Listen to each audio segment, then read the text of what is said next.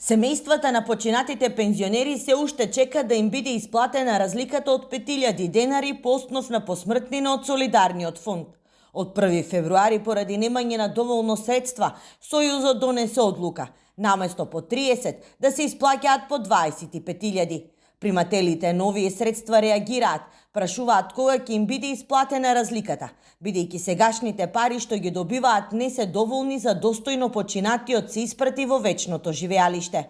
Од Сојузот смируваат, велат разликата ќе почне да се исплаќа со јулската пензија, а одлуката со која се скратуваат средствата ќе заврши при исплатата на јунската пензија. Средствата ќе се исплаќаат по редослед, а темпото на исплатата ќе зависи од расположливите средства. Радува фактот што бројката на смртноста на пензионерите е намалена и еве во април, само за илустрација да ви кажам, починати се само 914 за пензионери. Најрапидна, најголема бројка беше во февруари, каде што беа починати 2504 пензионери.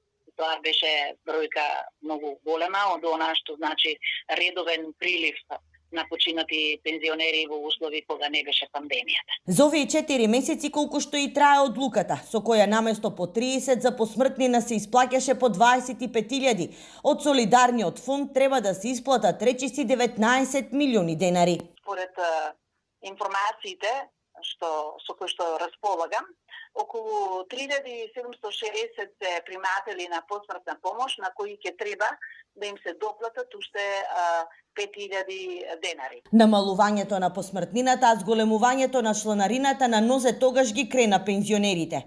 Тие бараа да се преиспита одлуката која за нив беше апсурдна. Според податоците во Штип има околу 7.000 пензионери, а добар дел од нив одвој преживуваат и се на работна екзистенција.